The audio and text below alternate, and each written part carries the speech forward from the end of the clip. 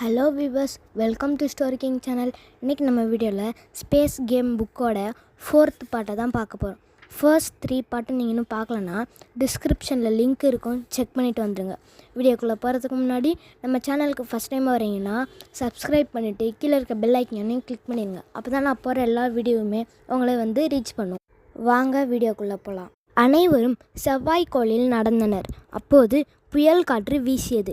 மூவரும் ஒருவரை ஒருவர் கெட்டியாக பிடித்து கொண்டனர். அகல்யா புத்தகத்தில் இருந்து எடுத்திருந்த ஸ்பேஸ்ஷிப்பை பையில் பார்த்தாள். அதனை எடுத்து தரையில் வைத்தாள். அந்த ஸ்பேஸ்ஷிப் உருவத்தில் பெரிதாகியது. அதன் கதவு திறந்தது.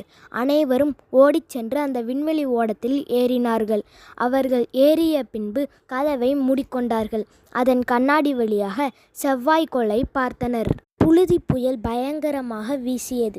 விண்வெளி ஓடம் அசைந்தது. அவர்கள் பயந்து போனார்கள். அகல்யா பச்சையாக இருந்த சுவிட்சை தட்டினாள். இப்போது ஸ்பேஸ்ஷிப் பறக்க தொடங்கியது. யூரின் வர்ற மாதிரி இருக்குது என்றான் கவின். டேய், ஒவ்வொரு ரூமா பாரு. ஸ்பேஸ்ஷிப்பில் கவனமாக யூரின் போகணும்னு இல்லை, அது அப்படியே வாய்க்குள்ளே போயிடும், அப்படியே மிதக்கும் என்று சிரித்தாள் அபி. விண்வெளி ஓடத்தில் இருந்து செவ்வாய்க்கோளை பார்ப்பது அழகாக இருக்கே என்றாள் அபி. எவ்வளவு முன்னேறி இருக்கு விண்வெளி ஆராய்ச்சி என்றாள் அகல்யா. ஆமாம், ஸ்புட்னிக் 1ஐ ரஷ்யா ஏவிய போது இருந்ததை விட பல மடங்கு விண்வெளி குறித்த ஆராய்ச்சியில் தொழில்நுட்பத்தில் எல்லா நாடுகளும் வளர்ந்துள்ளன என்றாள் அகல்யா.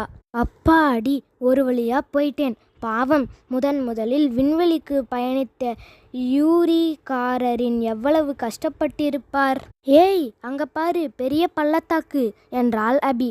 ஆமாம், இது ரொம்ப செங்குத்தா இருக்கு. அப்போ இது மரினர் பள்ளத்தாக்கு என்றாள் அகல்யா. ஏய், மேலே பர, செவ்வாய் என்ன நிறத்தில் இருக்குன்னு பார்ப்போம் என்று கூறினாள் அபி. அகல்யா அங்கிருந்த வெள்ளை நிற லிவரை உயர்த்தினாள். விண்வெளி ஓடம் மேலே பறந்தது. புத்தகத்தில் படித்த மாதிரி செவ்வாய் சிகப்பு கோளாதான் தெரியுது என்றான் கவின். செவ்வாயின் மேற்பரப்பில் உள்ள இரும்பு ஆக்சைடு தான் இதற்கு காரணம் என்றாள். செவ்வாய்க்கோளில் புயல் எப்பவும் வீசிக்கிட்டே இருக்குமா என கேட்டான்.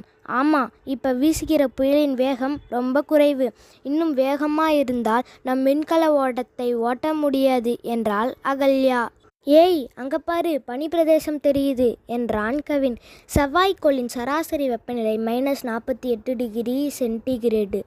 இங்கு காற்றில் கார்பன் டை ஆக்சைடு அதிகம். கார்பன் டை ஆக்சைடு ட்ரை ஐஸாக மாறி இருக்கு. அதனால் பனி படர்ந்த பிரதேசமாக தெரியுது.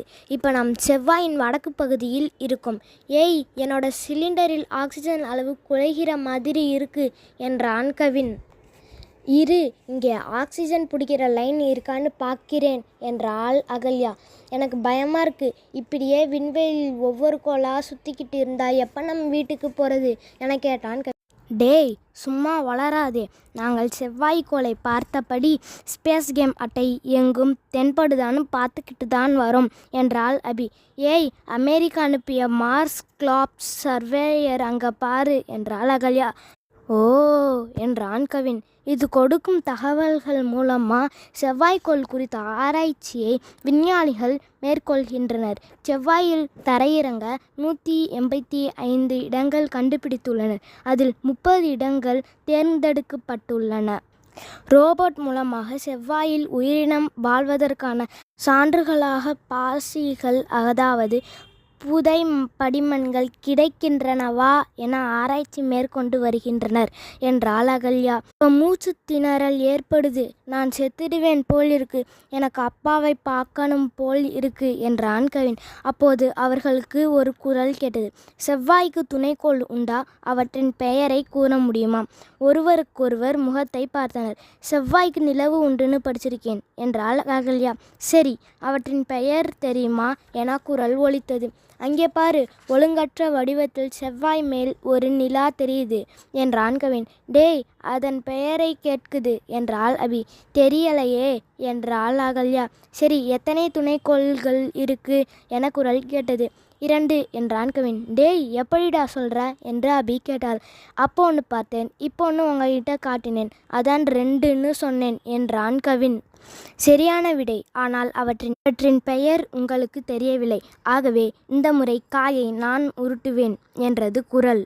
அட, நாம் பூமிக்கு போக முடியாதா என கவின் அலுத்து கொண்டான். போப்போசு டெய்மோசு என்பன அந்த 2 நிலவுகள். அதன் துணைக்கோள்கள் செவ்வாய்க்கு உண்டு என குரல் ஒலித்தது. இப்போது ஸ்பேஸ் கேம் அட்டை தோன்றியது. அதில் இருந்த தாயக்கட்டை தானாக உருட்டப்பட்டது. புதிதாக ஒரு காய் முளைத்திருந்தது. தாயக்கட்டையில் 6, 4 என்பன 10 விழுந்திருந்தது. புதிதாக முளைத்த காய் தானாக நகர்ந்தது.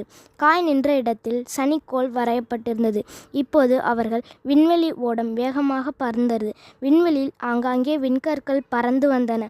அவை விண்வெளி ஓடத்தை தாக்க பார்த்தன. கவின் அலறினான். இந்த வீடியோ உங்களுக்கு பிடிச்சதுன்னா லைக் பண்ணுங்கள், ஷேர் பண்ணுங்கள், கமெண்ட் பண்ணுங்கள். கூடவே பார்ட் 4 நான் சீக்கிரமாகவே அப்லோட் பண்ணிடுவேன். கேட்டு என்ஜாய் பண்ணுங்கள். தேங்க்யூ.